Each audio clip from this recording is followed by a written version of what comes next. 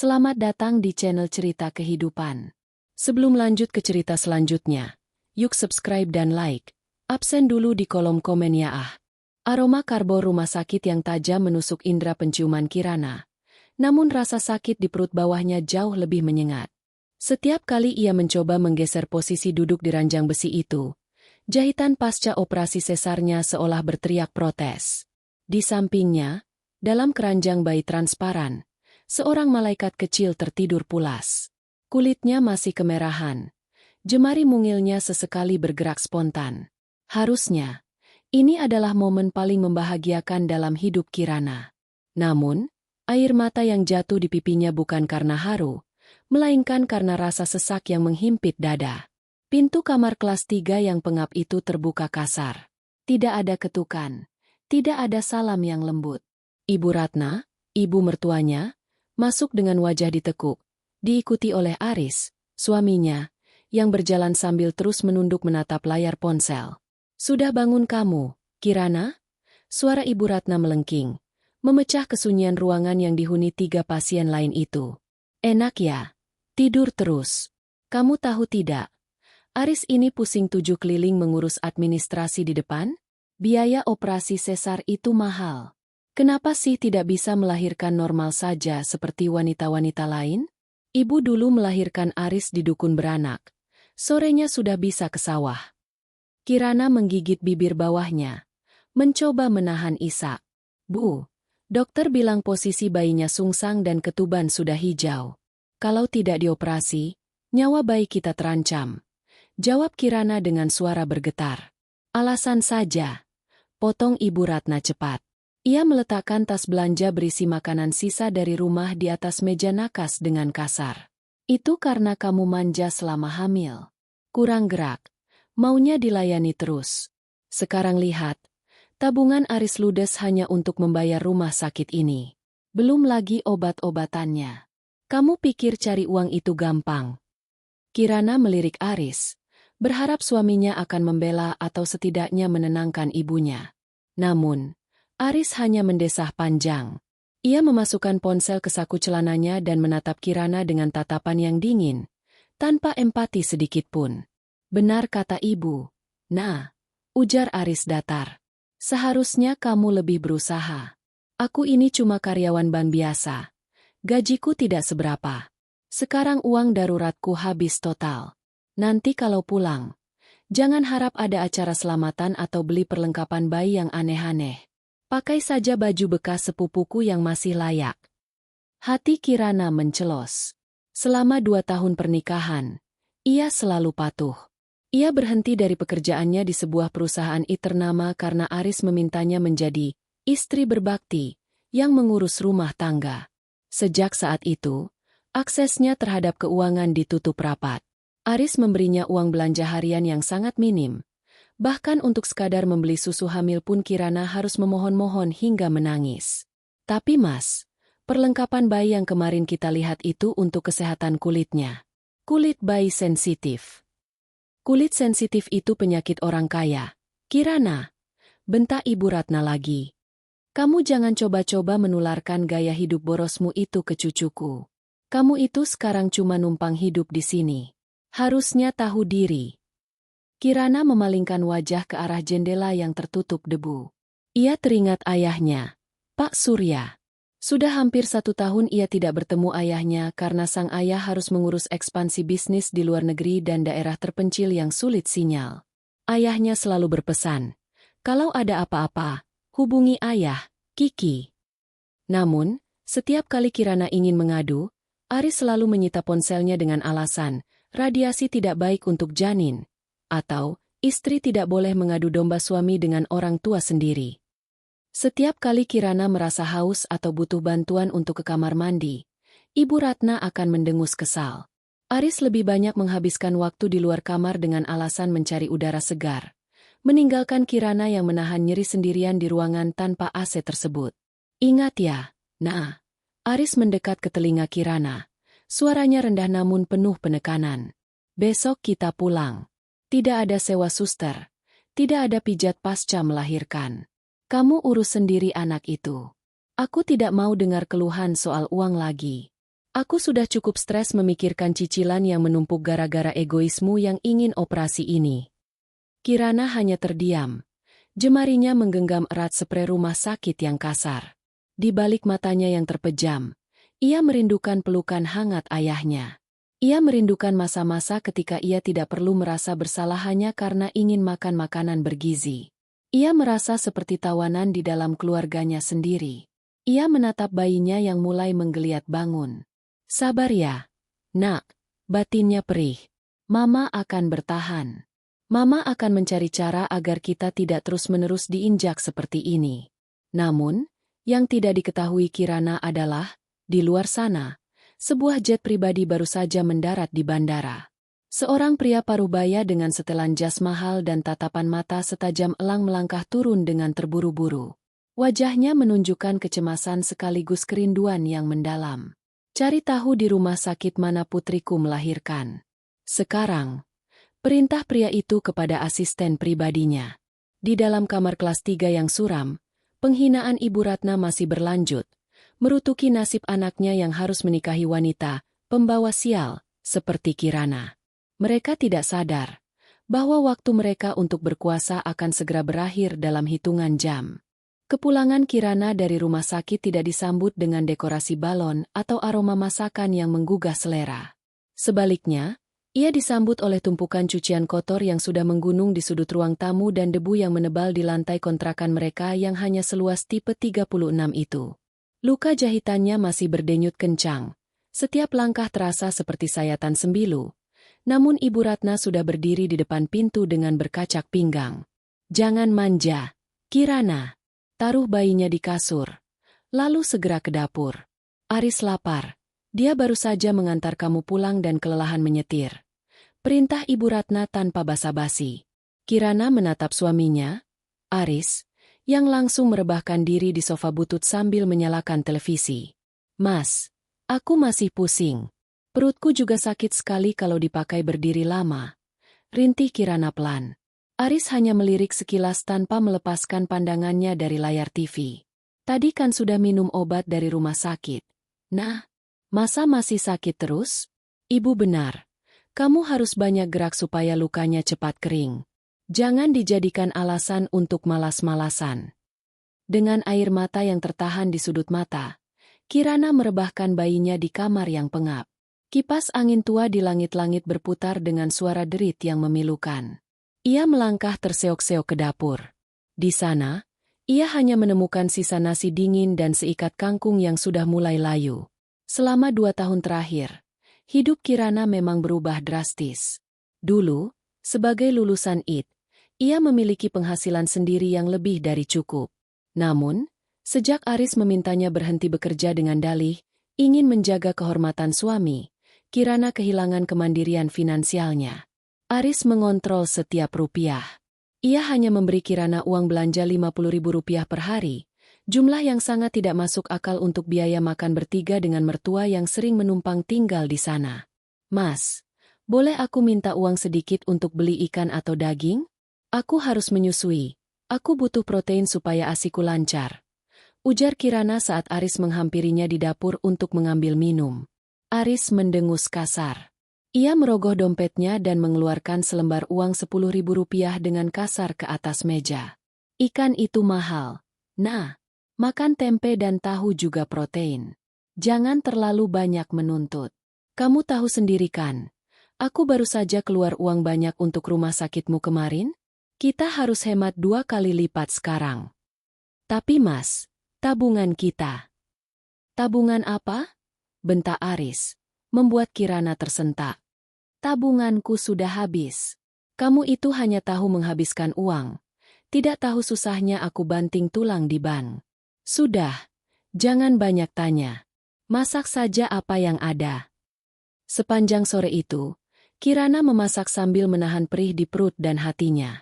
Ia melihat Ibu Ratna asyik menelepon kerabatnya, memamerkan tas baru yang Kirana tahu itu pasti dibelikan oleh Aris beberapa hari lalu. Kirana merasa ada yang aneh. Aris selalu mengeluh tidak punya uang, namun Ibu Ratna dan adik-adik Aris selalu tampak makmur. Setiap bulan, Aris mengirimkan uang untuk sekolah adiknya dan biaya renovasi rumah ibunya di kampung. Sementara untuk susu bayinya sendiri, Aris selalu menghitung setiap tetesnya. Malam harinya, bayi mereka menangis kencang karena lapar. ASI Kirana tidak keluar banyak, mungkin karena stres dan kurang nutrisi. Kirana mencoba menenangkan bayinya.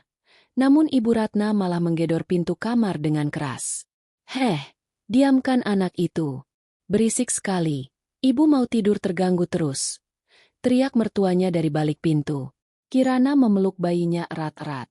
Maafkan Mama. Sayang. Mama belum bisa memberimu yang terbaik. Bisiknya lirih. Ia teringat kembali pada ayahnya. Sebenarnya, Pak Surya bukan orang sembarangan. Ayahnya adalah pemilik perusahaan konstruksi besar yang memiliki proyek di berbagai pelosok negeri. Namun, Pak Surya adalah pria yang sangat sederhana dan mendidik Kirana untuk tidak sombong. Saat Kirana menikah dengan Aris, Pak Surya sebenarnya kurang setuju. Namun ia merestui karena melihat Kirana sangat mencintai pria itu. Sejak menikah, Aris perlahan menjauhkan Kirana dari ayahnya. Aris sering mengatakan bahwa Pak Surya sombong karena jarang berkunjung. Padahal Arislah yang sering menolak panggilan telepon dari Pak Surya atau menyembunyikan pesan singkat yang masuk ke ponsel Kirana. Keesokan paginya, Kirana terbangun dengan kepala berdenyut. Ia harus mencuci popok kain secara manual karena Aris melarangnya membeli popok sekali pakai dengan alasan pemborosan. Saat ia sedang mengucek cucian dengan sisa tenaga yang ada, terdengar suara klakson mobil yang sangat keras dari depan rumah. Suara itu bukan suara mobil biasa. Itu suara mesin mobil mewah yang menderu halus namun berwibawa. Aris! Siapa itu yang datang pakai mobil bagus ke kontrakan butut ini? Teriak Ibu Ratna penasaran, berlari ke jendela depan. Aris yang sedang menyeruput kopi juga ikut berdiri. Wajahnya menunjukkan kebingungan sekaligus kekaguman melihat sebuah sedan hitam mengkilap berhenti tepat di depan pagar mereka yang berkarat. Dua pria berbadan tegap dengan setelan safari hitam turun dan membukakan pintu belakang. Seorang pria paruh baya dengan rambut yang mulai memutih namun memiliki karisma yang luar biasa melangkah keluar. Ia mengenakan jam tangan yang harganya mungkin bisa membeli 10 rumah kontrakan yang dihuni Kirana. Itu kan ayahmu, nah? Tanya Aris dengan suara bergetar. Ia mendadak panik, merapikan kaosnya yang bolong di bagian bahu. Kirana, dengan tangan yang masih basah oleh sabun cuci, berjalan perlahan ke arah pintu. Matanya membelalak. Ayah! Pak Surya melangkah masuk ke halaman kecil itu. Matanya langsung tertuju pada putrinya yang tampak pucat, kurus, dan mengenakan daster yang sudah pudar warnanya. Rahang Pak Surya mengeras. Ia melihat tangan Kirana yang memerah karena deterjen dan wajah putrinya yang kusam. Pemandangan yang sangat kontras dengan putri kecilnya yang dulu selalu ia manjakan dengan segala kemewahan. Kiki! Suara Pak Surya berat, menahan amarah yang mulai membuncah saat melihat kondisi rumah dan putrinya. Aris dan Ibu Ratna langsung memasang wajah manis yang dibuat-buat. Namun kaki mereka gemetar hebat. Mereka tidak tahu bahwa singa, yang selama ini mereka remehkan telah kembali untuk menuntut balas atas setiap tetes air mata Kirana. Suara deru mesin mobil mewah itu perlahan mati, meninggalkan kesunyian yang mencekam di halaman kontrakan sempit itu. Pak Surya melangkah masuk melewati pagar besi yang berderit karatan. Setiap langkah sepatunya yang mengkilap seolah memberikan tekanan udara yang berat bagi siapapun di sekitarnya. Aris segera berlari kecil menuju pintu, mencoba memasang senyum paling ramah yang ia miliki. Ayah! Aduh, kenapa tidak kabar-kabar kalau mau datang? Mari masuk. Yah, maaf rumahnya berantakan, maklum baru saja ada bayi. Ujar Aris dengan nada suara yang dibuat-buat ceria, meski keringat dingin mulai membasahi pelipisnya. Ibu Ratna tidak mau kalah. Ia dengan sigap menyambar serbet kotor di meja makan dan menyembunyikannya ke belakang punggung. Iya, besan. Silakan duduk. Duh, maaf ya kursi kami cuma begini adanya. Kirana, cepat buatkan minum. Masa ayahmu datang kamu malah bengong saja di situ? Bentak Ibu Ratna, mencoba menunjukkan kekuasaannya di depan Pak Surya. Pak Surya tidak bergeming. Ia bahkan tidak melirik kursi plastik yang disodorkan Aris. Matanya terpaku pada Kirana. Putrinya yang dulu selalu ceria, kini berdiri mematung dengan tangan yang masih basah oleh busa deterjen. Wajah Kirana pucat pasi, matanya cekung, dan daster yang dikenakannya tampak terlalu besar untuk tubuhnya yang kian kurus. "Kiki," panggil Pak Surya lembut. Namun getaran amarah dalam suaranya tidak bisa disembunyikan. "Kenapa kamu mencuci baju sendiri? Mana mesin cuci yang ayah belikan saat kamu pindahan dulu?" Kirana menunduk, tidak berani menatap mata ayahnya. "Sudah rusak, yah. Lagi pula Mas Aris bilang pakai tangan lebih bersih dan hemat listrik," bisiknya lirih. Rahang Pak Surya mengeras. Ia melirik Aris yang kini berpura-pura sibuk merapikan koran di meja. Pak Surya kemudian berjalan masuk ke kamar yang gelap dan pengap. Di sana, ia melihat cucu pertamanya meringkuk di atas kasur tipis tanpa sprei yang layak. Kipas angin tua di atas sana berputar dengan suara bising yang memilukan. Pak Surya menggendong bayi itu dengan hati-hati. Kelembutan bayi itu kontras dengan kekerasan hati yang mulai memenuhi dadanya. Ia kembali ke ruang tamu, berdiri tegak menghadap Aris dan Ibu Ratna yang kini berdiri bersisian. Tampak seperti terdakwa di ruang sidang. "Aris." Suara Pak Surya tenang. Namun ketenangan itu justru lebih menakutkan daripada teriakan. "Ayah baru saja kembali dari proyek di pedalaman Papua. Sinyal di sana memang sulit. Tapi ayah tidak pernah lupa pada tanggung jawab ayah sebagai orang tua." Aris menelan ludah dengan susah payah. "Iya, yah, kami mengerti ayah sibuk." Pak Surya merogoh saku jasnya, mengeluarkan sebuah ponsel keluaran terbaru dan membuka sebuah aplikasi perbankan. Ia meletakkannya di atas meja kayu yang goyang tersebut. Ayah tahu hidup di kota itu mahal. Apalagi setelah Kirana berhenti kerja dan sekarang ada bayi. Ayah tidak mau putri ayah kekurangan satu hal pun. Pak Surya menjeda kalimatnya. Matanya menatap tajam ke arah Aris. "Makanya, setiap bulan, tepat di tanggal 1, ayah selalu mengirimkan uang ke rekening bersama kalian." Ibu Ratna tersenyum kecut. "Aduh besan. Uang apa ya? Aris ini setiap hari pusing cari uang buat makan. Kirana juga sering mengeluh kalau uang belanja kurang. Kami pikir ayah sudah lupa sama kami." Pak Surya mengabaikan ocehan Ibu Ratna. Ia menatap Aris yang wajahnya mulai berubah warna menjadi abu-abu. "Aris, ayah mau tanya langsung di depan istrimu.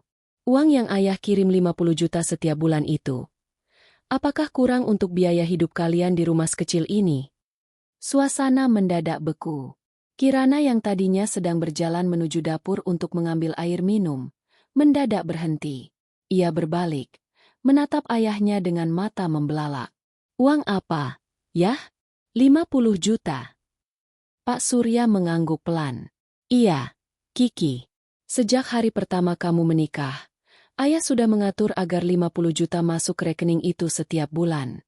Ayah pikir, dengan uang itu kamu bisa hidup nyaman, menyewa asisten rumah tangga, dan makan makanan bergizi.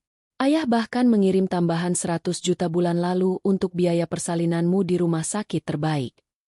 Kirana menatap suaminya dengan tatapan yang sulit diartikan.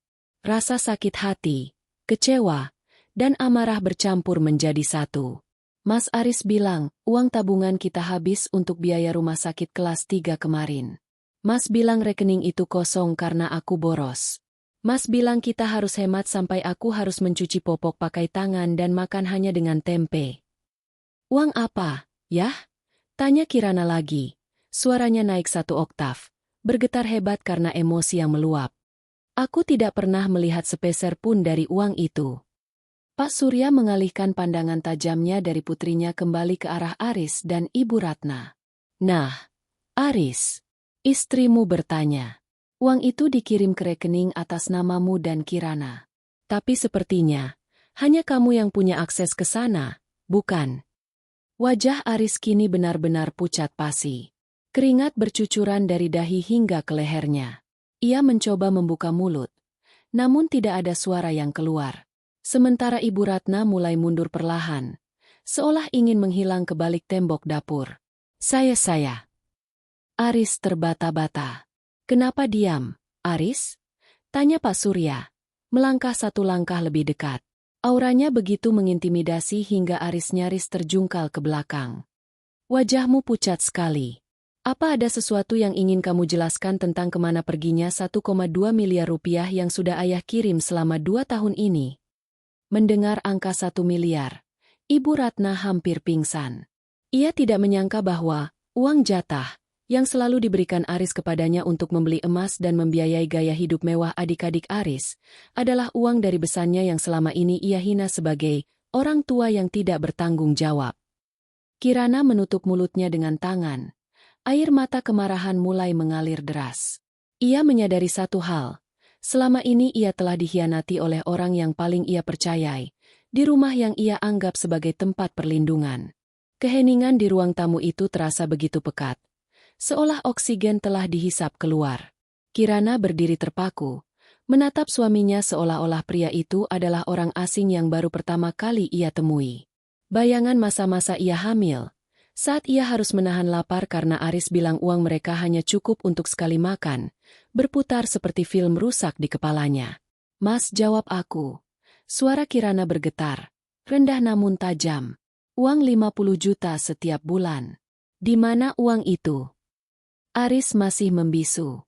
Jakunnya naik turun saat ia menelan ludah berkali-kali. Ibu Ratna, yang tadinya begitu vokal menghina Kirana, kini menciut di sudut ruangan. Ia mencoba menghindari kontak mata dengan Pak Surya, namun tatapan pria parubaya itu seperti laser yang menguliti setiap kebohongannya. Pak Surya mendengus dingin.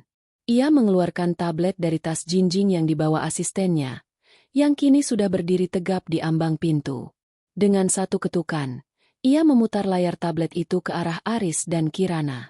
"Ini adalah mutasi rekening bersama atas nama Aris dan Kirana yang aksesnya hanya dipegang oleh suamimu, Kiki," ujar Pak Surya tenang.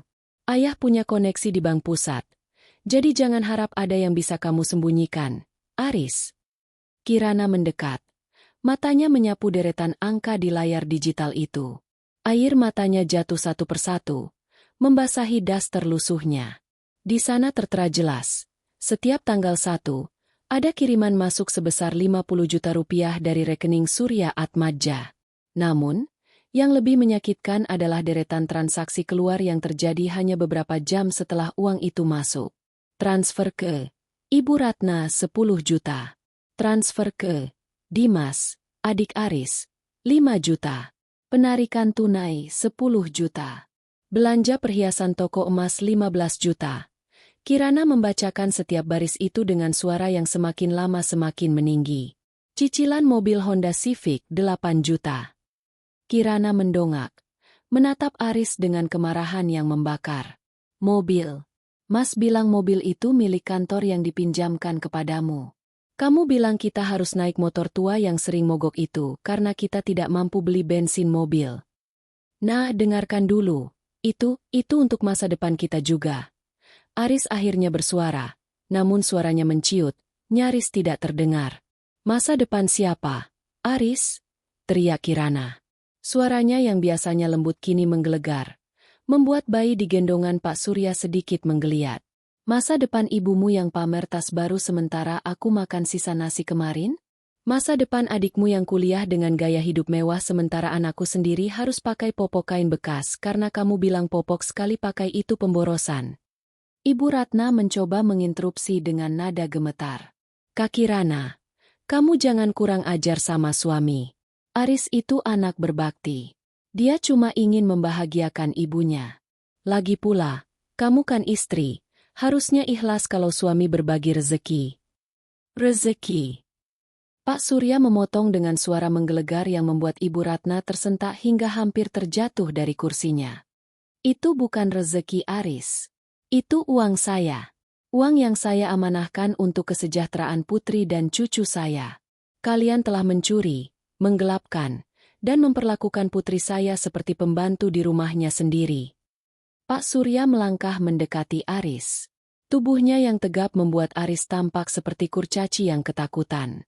"Kamu tahu, Aris? Saya sengaja tidak muncul selama setahun ini. Saya ingin melihat, tanpa kehadiran saya yang mengawasi, apakah kamu benar-benar pria sejati yang menjaga komitmenmu. Ternyata, kamu hanya parasit yang bersembunyi di balik wajah lugu." Aris tiba-tiba berlutut di lantai. Ia mencoba meraih kaki Pak Surya, namun asisten Pak Surya dengan sigap menghalangi. Ayah, tolong maafkan saya. Saya hilaf. Ibu yang terus-menerus meminta uang. Saya tidak tega menolak. Saya janji akan mengembalikannya. Mengembalikan. Kirana tertawa getir. Tawa yang terdengar sangat menyakitkan. Dengan apa, Mas? Gaji bankmu yang selalu kamu bangga-banggakan itu? Butuh berapa puluh tahun untuk mengembalikan 1 miliar yang kamu curi dari hidupku dan anakku? Kirana berjalan ke arah meja, mengambil tas kecil berisi perlengkapan bayi yang sebenarnya masih sangat kurang. Ia tidak butuh waktu lama untuk memutuskan. Penderitaan selama 2 tahun ini sudah lebih dari cukup. Hinaan mertuanya yang menganggapnya beban, kini terdengar sangat ironis. Ternyata, dialah sang ratu yang memberi makan seluruh keluarga parasit ini tanpa ia sadari. Yah, Kirana menatap ayahnya dengan mata yang kini terlihat lebih tegas. Kiki mau pulang. Kiki tidak mau 1 detik pun lagi berada di rumah yang penuh dengan kebohongan dan bau busuk pengkhianatan ini. Pak Surya tersenyum tipis, sebuah senyuman penuh kebanggaan. Tentu, sayang, mobil sudah siap di depan. Semua barangmu yang berharga, meski ayah rasa tidak ada yang berharga di sini, akan diurus oleh orang-orang ayah. Saat Kirana hendak melangkah keluar, Ibu Ratna berteriak histeris. Aris, jangan biarkan dia pergi. Kalau dia pergi, siapa yang akan membiayai cicilan mobil dan rumah di kampung? Mendengar itu, Pak Surya berhenti tepat di depan pintu. Ia menoleh perlahan, menatap Ibu Ratna dengan tatapan yang sangat dingin. Oh, jangan khawatir soal cicilan itu, Nyonya Ratna. Karena mulai detik ini, semua aset yang dibeli menggunakan uang saya akan saya sita melalui jalur hukum. Dan untuk kalian berdua bersiaplah, karena pengacara saya tidak pernah kalah dalam kasus penggelapan uang. Wajah Aris dan Ibu Ratna seketika berubah menjadi seputih kertas. Mereka jatuh terduduk di lantai-lantai semen yang dingin, menyadari bahwa kehidupan mewah yang mereka bangun di atas penderitaan Kirana telah runtuh dalam sekejap mata. Dunia seolah runtuh bagi Aris. Lantai semen kontrakan yang biasanya ia anggap sebagai simbol kesederhanaan yang dipaksakan kepada Kirana, kini terasa sedingin es di bawah lututnya yang gemetar. Ia menatap layar tablet milik mertuanya yang masih menyala, menampilkan angka-angka mutasi rekening yang menjadi bukti tak terbantahkan atas kerakusannya. Yah, Mas Surya, tolong jangan bawa ke hukum. Suara Aris parau, nyaris hilang. Saya melakukan ini demi keluarga. Ibu saya sakit-sakitan. Adik saya butuh biaya kuliah. Saya hanya ingin menjadi anak yang berbakti. Pak Surya tertawa. Sebuah tawa kering yang lebih menyakitkan daripada tamparan. Berbakti? Kamu mencuri dari istrimu yang baru melahirkan untuk membiayai gaya hidup ibumu yang sehat bugar itu? Kamu menyebut itu bakti? Itu adalah kriminalitas yang dibungkus manipulasi. Aris. Ibu Ratna, yang tadinya bersembunyi di balik tembok dapur, tiba-tiba merangkak keluar. Wajahnya yang biasanya penuh angkuh saat menghina masakan Kirana, kini basah oleh air mata ketakutan. Besan, tolong kasihanilah kami. Kami orang miskin.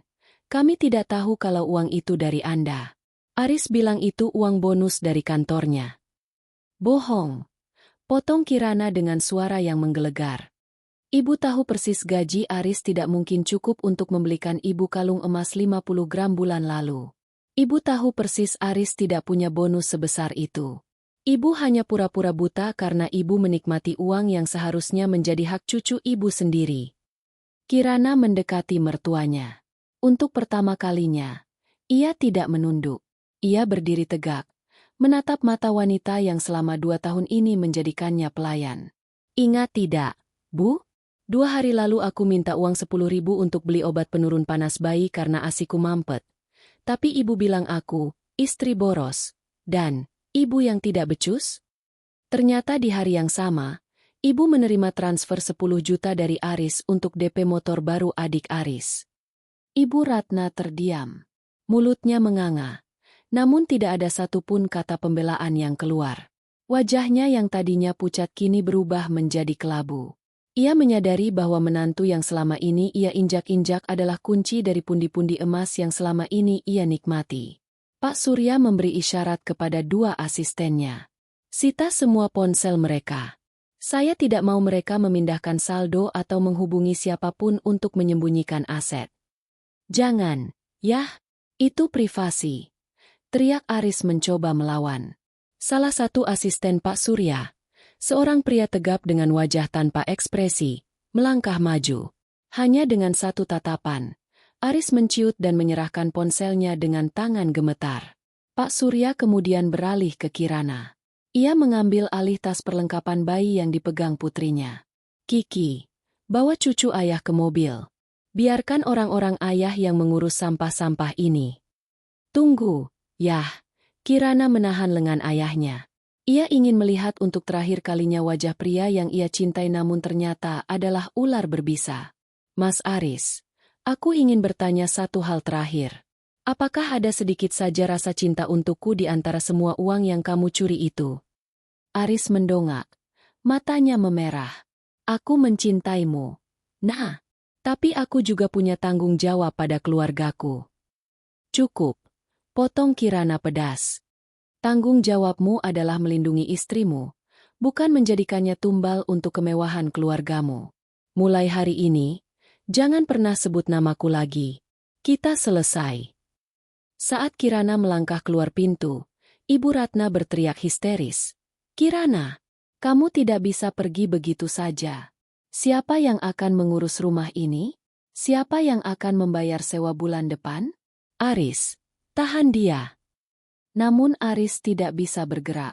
Ia hanya bisa melihat bayangan Kirana menghilang di balik pintu mobil mewah yang harganya mungkin setara dengan seluruh gaji yang ia kumpulkan selama 10 tahun bekerja di bank.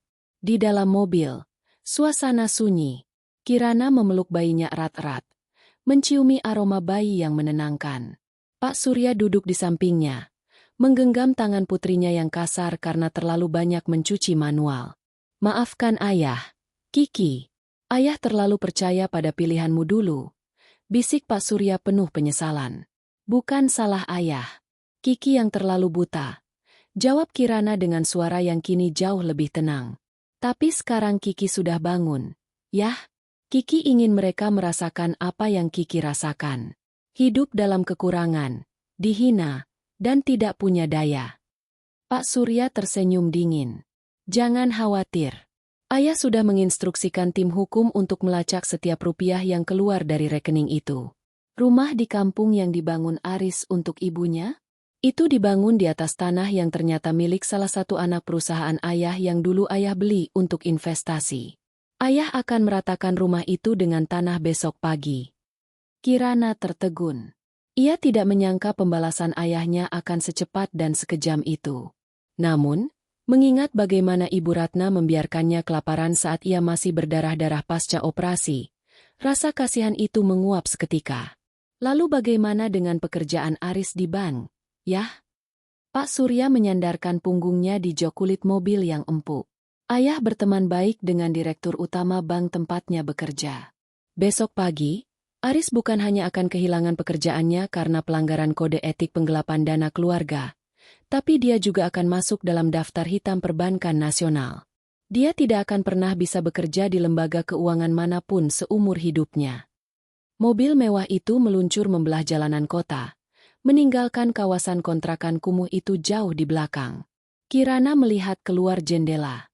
Langit mulai mendung, seolah menggambarkan badai yang akan segera menghantam hidup Aris dan Ibu Ratna. Bagi Kirana, ini bukan hanya tentang kembali ke kemewahan. Ini adalah tentang mengambil kembali martabatnya yang telah dirampas secara licik. Dan dia baru saja memulai. Matahari baru saja terbit di ufuk timur, namun bagi Aris, ini adalah pagi paling gelap dalam hidupnya. Ia tidak bisa memejamkan mata sedetik pun semalam. Ruang tamu yang biasanya riuh dengan suara omelan ibunya kini mencekam. Ibu Ratna terduduk lemas di lantai, dikelilingi oleh koper-koper tua yang isinya berantakan. Aris, coba telepon Kirana lagi. Bilang padanya ibu minta maaf. Bilang ibu hilaf. Ratap Ibu Ratna dengan suara serak. Matanya sembab. Wajahnya yang biasa angkuh kini tampak keriput dan layu. Aris menatap ponselnya yang retak. Nomorku sudah diblokir, Bu. Semua akses ke media sosialnya hilang. Ayahnya benar-benar menutup pintu untuk kita. Tepat pukul 8 pagi, sebuah ketukan keras menghantam pintu kayu kontrakan mereka. Aris tersentak, berharap itu adalah Kirana yang kembali karena rindu. Namun, saat pintu dibuka, yang berdiri di sana bukan istrinya, melainkan 3 pria berseragam safari gelap didampingi oleh seorang pria parubaya berkacamata yang membawa map kulit mahal. Saudara Aris? Tanya pria berkacamata itu dingin. Saya Hendra, kuasa hukum dari Bapak Surya Atmadja. Saya di sini untuk menyampaikan beberapa dokumen penting. Aris menerima map itu dengan tangan gemetar. Di dalamnya terdapat surat somasi atas dugaan penggelapan dana keluarga sebesar 1,2 miliar rupiah. Namun, ada satu surat lagi yang membuat jantung Aris seolah berhenti berdetak. Surat pemutusan hubungan kerja, PHK, dari bank tempatnya bekerja. Ini tidak mungkin. Kenapa kantor memecatku secara sepihak? Teriak Aris histeris. Direksi bank telah menerima laporan audit internal dan bukti transfer yang kami serahkan. Tindakan Anda memanipulasi rekening bersama untuk kepentingan pribadi tanpa persetujuan pihak kedua dianggap sebagai pelanggaran integritas berat. Jelas Hendra tanpa ekspresi. Dan satu lagi, pemilik kontrakan ini telah membatalkan sewa kalian. Kalian punya waktu 2 jam untuk mengosongkan tempat ini. 2 jam? Kalian gila. Kami mau tinggal di mana? Jerit Ibu Ratna yang baru saja menghampiri pintu. Hendra melirik jam tangannya. 1 jam 59 menit sekarang. Dan sekadar informasi, rumah di kampung yang sedang Anda bangun dengan uang Pak Surya? Alat berat sudah tiba di sana 10 menit yang lalu untuk merobohkannya karena bangunan tersebut tidak memiliki izin dan berdiri di atas tanah konsesi milik klien kami. Ibu Ratna berteriak histeris hingga jatuh pingsan di lantai. Aris mencoba menolong ibunya, namun pikirannya sendiri sudah kalut. Ia teringat mobil Honda Civic yang baru ia beli bulan lalu. Ia berlari ke depan, namun matanya membelalak melihat mobil itu sedang dikaitkan ke sebuah truk derek. Hei, itu mobilku. Mobil ini dibeli dengan uang hasil penggelapan, Saudara Aris. Kami menyitanya sebagai jaminan kerugian klien kami. Sahut salah satu petugas keamanan Pak Surya dengan tegas. Di sisi lain kota, di sebuah penthouse mewah yang menghadap ke arah gedung-gedung pencakar langit, Kirana sedang duduk di balkon yang luas. Ia mengenakan jubah mandi sutra yang lembut, kontras dengan daster robek yang ia pakai kemarin. Di pelukannya, sang bayi sedang menyusu dengan tenang. Untuk pertama kalinya dalam 2 tahun, Kirana bisa makan sarapan mewah tanpa perlu menghitung setiap rupiahnya. Pak Surya datang menghampiri, membawa secangkir teh hangat untuk putrinya. Sudah merasa lebih baik, Kiki? Kirana mengangguk pelan. Rasanya aneh, yah. Kemarin aku merasa seperti sampah yang tidak berharga. Hari ini, aku merasa seperti manusia kembali. Tapi, apakah ayah tidak terlalu keras pada mereka? Pak Surya duduk di kursi rotan di samping Kirana. Kiki, ayah memberikan 50 juta setiap bulan itu bukan hanya untuk uang makan. Itu adalah ujian untuk suamimu. Jika dalam keadaan berkelimpahan saja dia bisa memperlakukanmu seperti budak dan mencuri hakmu, bayangkan apa yang akan dia lakukan jika kalian benar-benar jatuh miskin. Orang seperti Aris tidak akan pernah berubah kecuali dia kehilangan segalanya. Kirana terdiam, menatap bayinya. Ia ingat bagaimana Aris membiarkannya menangis kesakitan karena jahitan operasi yang terbuka ringan. Hanya karena Aris malas membawanya ke dokter dengan alasan, biaya bensin mahal. Padahal, di saat yang sama, Aris mengirim uang untuk pesta ulang tahun adiknya di hotel berbintang. Ayah benar, bisik Kirana tegas. Kelemah lembutanku selama ini hanya menjadi makanan bagi serigala seperti mereka. Kembali ke kontrakan. Aris sedang menggendong ibunya yang baru sadar ke pinggir jalan. Semua barang mereka, lemari plastik, TV tabung tua, dan tumpukan baju, diletakkan begitu saja di trotoar. Tetangga-tetangga yang selama ini sering mendengar Ibu Ratna menyombongkan kekayaan, anaknya kini berkumpul, berbisik-bisik sambil menunjuk-nunjuk dengan tatapan mengejek. Lihat itu, Bu Ratna yang katanya punya menantu kaya tapi pelit. Ternyata anaknya malah maling uang mertua. Sindir seorang tetangga dengan suara yang sengaja dikeraskan. Aris menunduk dalam. Air mata penyesalan mulai jatuh. Ia kehilangan pekerjaan, kehilangan rumah, kehilangan mobil, dan yang paling menyakitkan, ia kehilangan mesin uangnya yang selama ini ia sia-siakan. Tiba-tiba, sebuah mobil polisi berhenti di depan mereka. Dua petugas turun dan berjalan ke arah Aris. Saudara Aris, Anda dilaporkan atas dugaan tindak pidana penggelapan dan penipuan. Silakan ikut kami ke kantor untuk pemeriksaan lebih lanjut. Ibu Ratna menjerit sejadi-jadinya, memeluk kaki polisi agar anaknya tidak dibawa. Namun Aris hanya bisa pasrah. Saat borgol dingin itu mengunci pergelangan tangannya, ia teringat wajah Kirana yang pucat di rumah sakit. Kini, ia sadar bahwa doa orang yang terzalimi memang tidak pernah tertunda. Dinginnya sel tahanan sementara di kantor polisi sama sekali tidak sebanding dengan empuknya kursi manajer bank yang dulu Aris banggakan. Aroma pengap, suara bising dari tahanan lain, dan lantai semen yang keras kini menjadi realitas barunya. Aris duduk meringkuk di sudut sel, mengenakan rompi oranye yang mencolok, sebuah warna yang menandakan runtuhnya martabat yang selama ini ia bangun di atas kebohongan. Sudah 3 hari ia ditahan. Selama itu pula, ia terus membayangkan wajah Kirana. Bukan karena rindu yang tulus, melainkan karena ia berharap belas kasihan istrinya adalah satu-satunya kunci untuk membuka gembok sel ini. Ia tahu Kirana lembut, bahkan cenderung lemah dalam menghadapi gertakan ibunya. Aris yakin, jika ia bisa bertemu Kirana sekali saja, ia bisa memanipulasi perasaan wanita itu dengan alasan demi masa depan anak mereka. Tahanan atas nama Aris, ada kunjungan, teriak seorang petugas penjaga. Jantung Aris berdegup kencang. Ia segera berdiri, merapikan rambutnya yang berantakan dengan jemari yang gemetar. Ini dia, pikirnya. Kirana pasti datang untuk menjemputku. Namun, saat ia sampai di ruang kunjungan yang dibatasi kaca tebal, pemandangan di depannya membuatnya terpaku. Kirana duduk di sana, namun bukan Kirana yang layu dan kusam yang ia kenal. Istrinya mengenakan terusan berwarna biru navy yang elegan, wajahnya dipulas riasan tipis namun berkelas, dan sorot mata itu bukan lagi milik wanita yang bisa ia gertak dengan kata-kata kasar. Di samping Kirana, berdiri Pak Surya yang menatap Aris seolah pria itu adalah serangga yang menjijikan, didampingi oleh pengacara Hendra. Nah, Kirana, syukurlah kamu datang. Aris menempelkan tangannya di kaca, suaranya parau menahan tangis. Tolong aku. Nah, cabut laporannya. Aku janji akan berubah. Kita mulai dari awal lagi, ya? Kasihan anak kita kalau ayahnya di penjara. Dia butuh aku. Kirana menatap tangan Aris di kaca, lalu perlahan mengalihkan pandangannya ke mata suaminya. Tidak ada amarah yang meledak-ledak. Yang ada hanya kekosongan yang dalam. Anak kita butuh ayah, Mas. Itu benar. Suara Kirana terdengar sangat tenang melalui interkom. Tapi dia tidak butuh ayah yang mencuri hak susunya. Dia tidak butuh ayah yang membiarkan ibunya kelaparan saat berjuang antara hidup dan mati.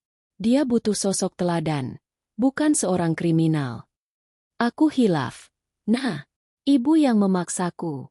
Kamu tahu sendiri bagaimana ibu kalau sudah meminta uang.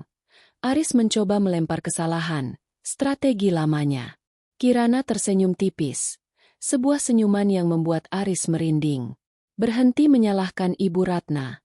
Mas, ibu memang serakah. Tapi kamu adalah orang yang memegang kuncinya. Kamu punya pilihan untuk jujur padaku. Tapi kamu lebih memilih untuk melihatku menderita sambil menikmati uang pemberian ayahku di belakang punggungku.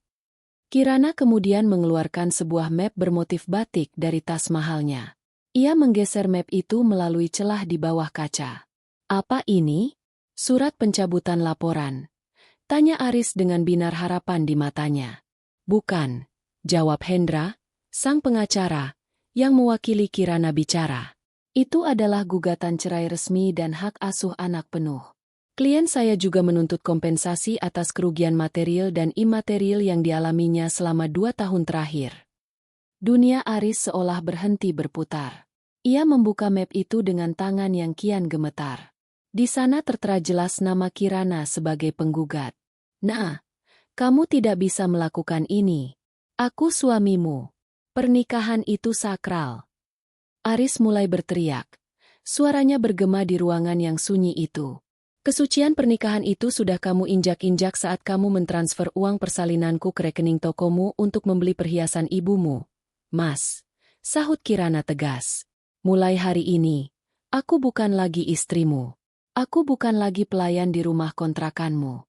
Dan jangan harap kamu bisa melihat anakku lagi sampai dia cukup dewasa untuk memahami betapa rendahnya perbuatan ayahnya. Pak Surya yang sedari tadi diam akhirnya maju selangkah. Jangan berharap banyak pada proses hukum ini, Aris. Saya sudah pastikan semua bukti transfer dan rekaman percakapanmu dengan ibumu masuk ke meja hijau. Kamu tidak hanya akan mendekam di sini untuk waktu yang lama, tapi kamu juga harus membayar kembali setiap rupiah yang kamu pakai. Jika tidak, aset keluargamu yang tersisa akan saya ratakan. Ayah, tolong kasihanilah ibu.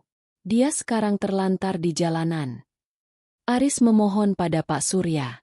Dia terlantar karena didikan dan hasil tangannya sendiri. Jawab Pak Surya dingin. Seharusnya dia bersyukur saya tidak menyeretnya ke sel di sebelahmu atas tuduhan penadahan uang hasil kejahatan. Tapi tenang saja, dia akan segera merasakan bagaimana rasanya hidup dengan uang 10.000 rupiah per hari, persis seperti yang sering kalian berikan pada putri saya. Kirana berdiri dari kursinya. Ia membetulkan posisi tasnya, lalu menatap Aris untuk terakhir kalinya. Rasa cinta yang dulu memenuhi dadanya kini telah menguap, berganti dengan tekad yang kuat untuk menjadi ibu sekaligus ayah yang hebat bagi anaknya. Selamat tinggal, Mas Aris. Semoga dinginnya lantai penjara bisa membantumu mengingat setiap tetes air mata yang aku jatuhkan di rumah itu. Ucap Kirana final. Ia berbalik dan berjalan pergi tanpa menoleh lagi. Aris berteriak-teriak histeris, memukul-mukul kaca pembatas hingga petugas harus menyeretnya kembali ke dalam sel. Suara teriakannya yang memilukan memenuhi lorong penjara, namun tidak ada yang peduli. Di luar kantor polisi, udara terasa segar bagi Kirana. Ia menarik napas dalam-dalam. Beban berat yang selama 2 tahun ini menghimpit pundaknya seolah terangkat.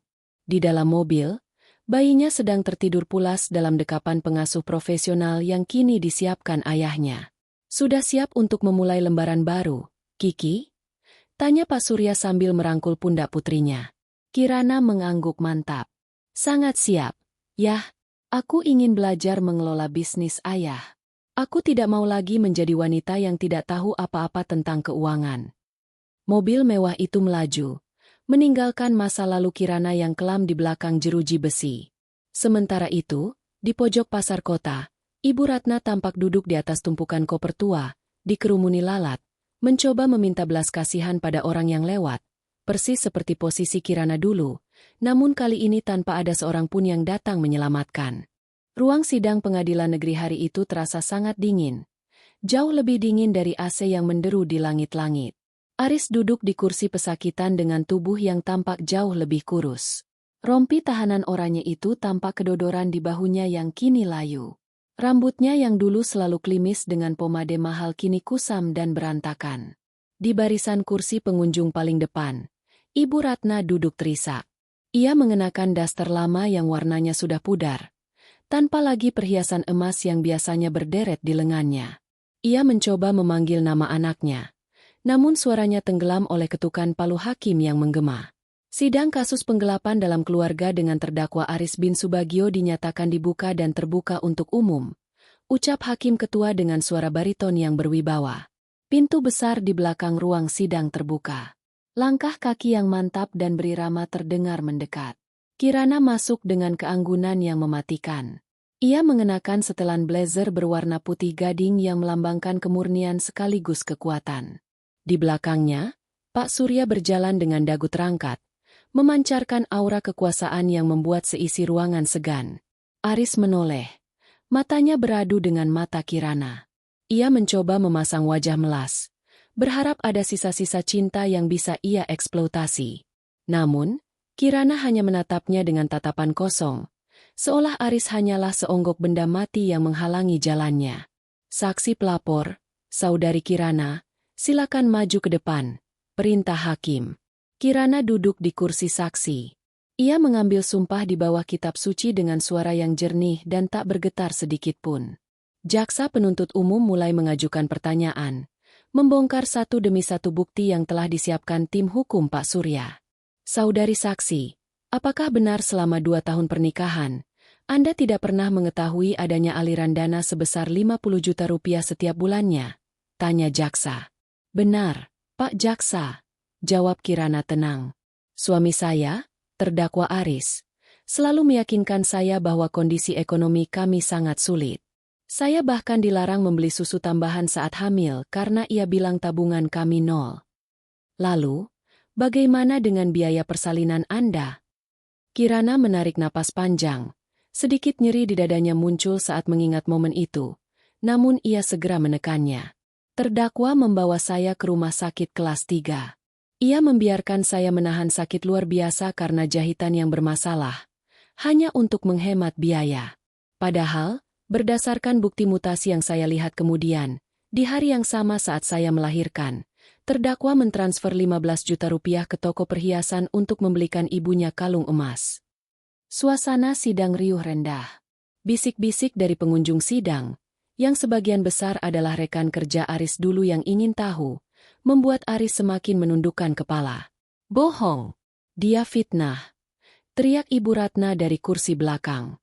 Anakku itu berbakti. Kirana yang tidak tahu berterima kasih. Hakim mengetuk palu dengan keras. Tenang! Pengunjung yang tidak tertib akan dikeluarkan dari ruang sidang. Kuasa hukum Aris mencoba melakukan pembelaan. Izin bertanya, Yang Mulia, Saudari saksi, bukankah benar bahwa selama ini Anda tinggal di rumah yang disediakan terdakwa dan makan dari uang hasil keringat terdakwa? Apakah tidak mungkin Anda hanya merasa kurang puas dengan jumlah yang diberikan? Kirana menatap pengacara itu dengan tajam. Uang hasil keringat?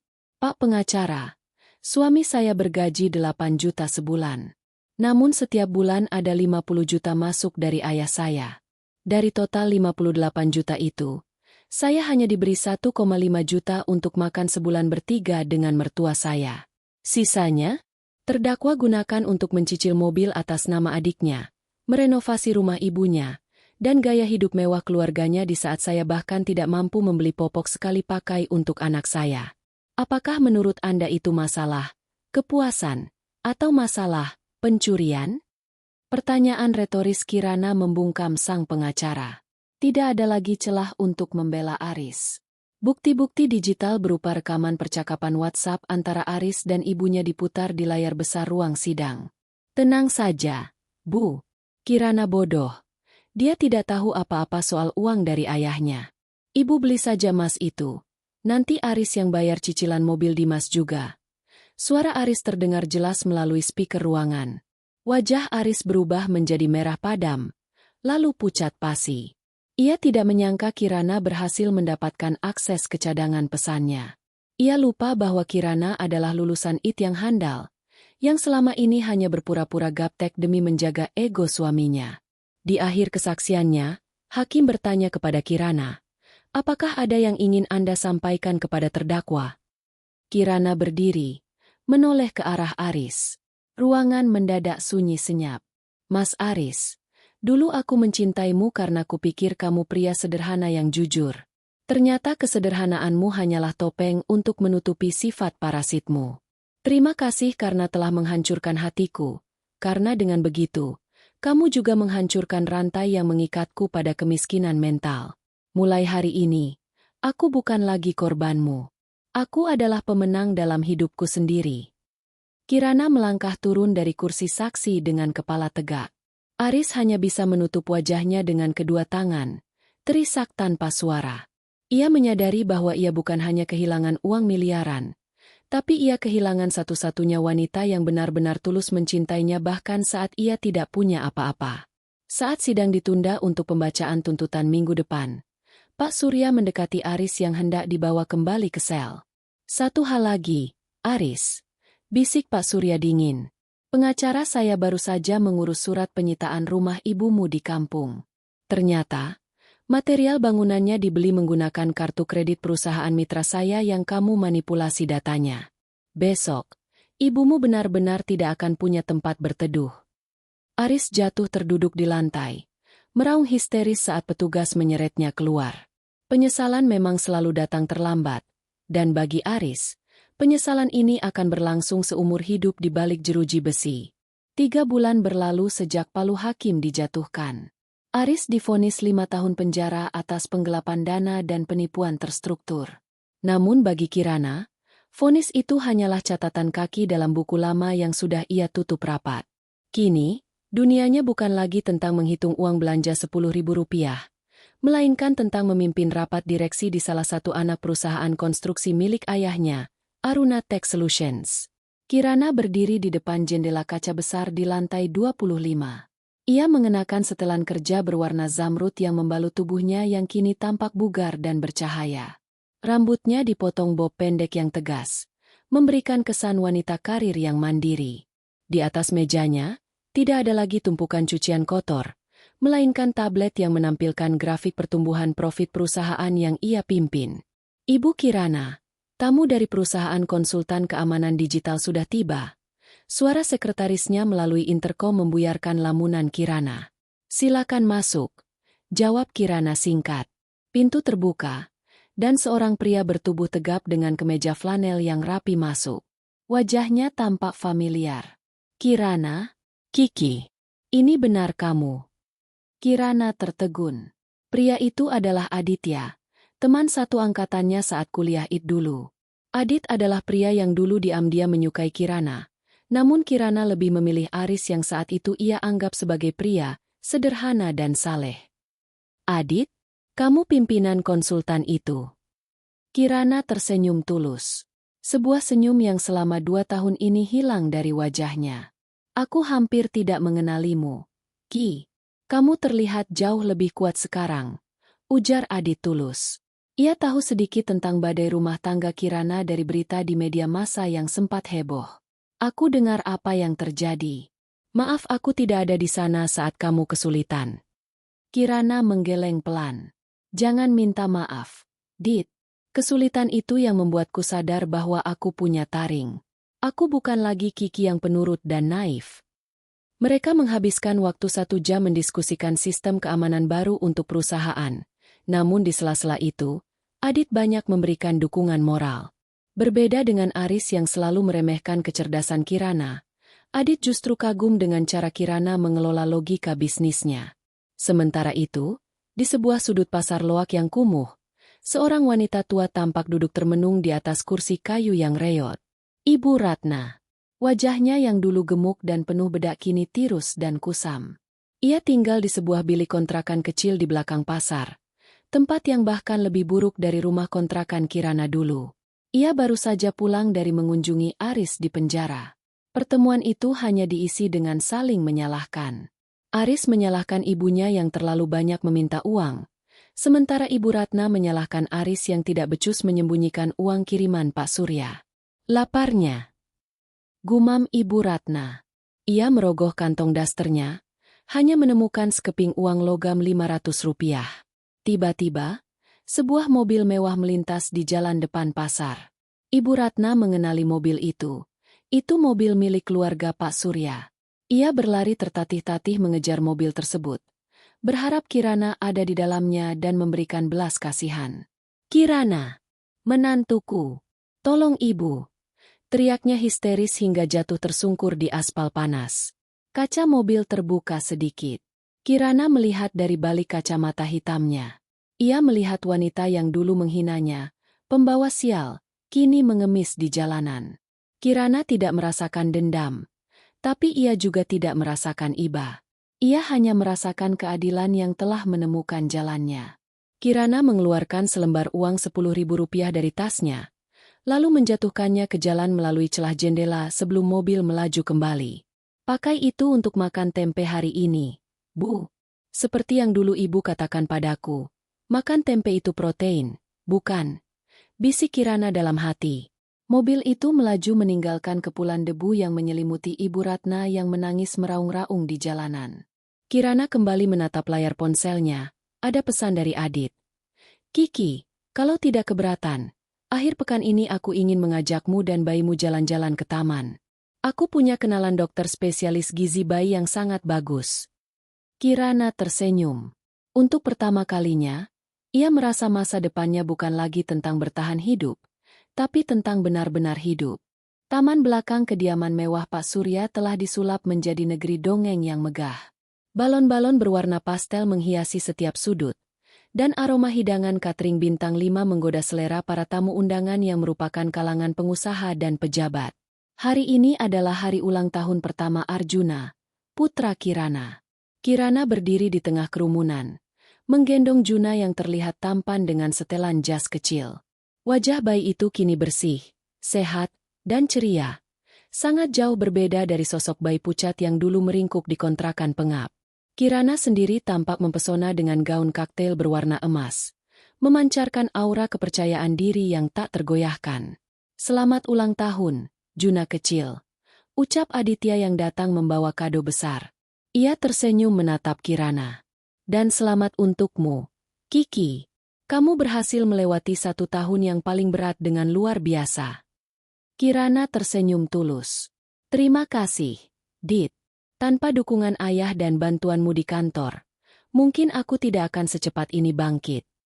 Di tengah kemeriahan itu, Pak Surya naik ke atas panggung kecil. Hari ini, bukan hanya perayaan untuk cucu saya, tapi juga perayaan atas kembalinya putri saya sebagai pemimpin yang tangguh. Saya umumkan bahwa mulai bulan depan, Kirana secara resmi menjabat sebagai CEO di induk perusahaan saya. Tepuk tangan membahana. Kirana merasa matanya berkaca-kaca. Ia teringat setahun lalu, saat ia bahkan takut untuk sekadar meminta uang membeli susu. Kini, ia memegang kendali atas ribuan karyawan dan aset miliaran rupiah. Namun, di balik tembok penjara yang dingin, suasana sangat kontras. Aris duduk di sudut selnya, menatap sebuah surat resmi dari pengadilan yang baru saja diantarkan oleh sipir.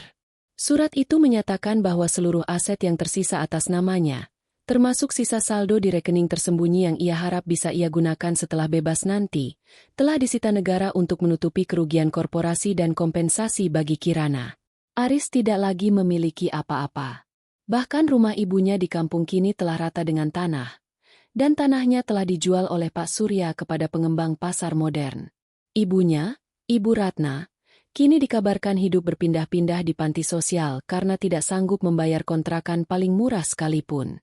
Ada kunjungan untukmu, Aris. Suara sipir terdengar datar.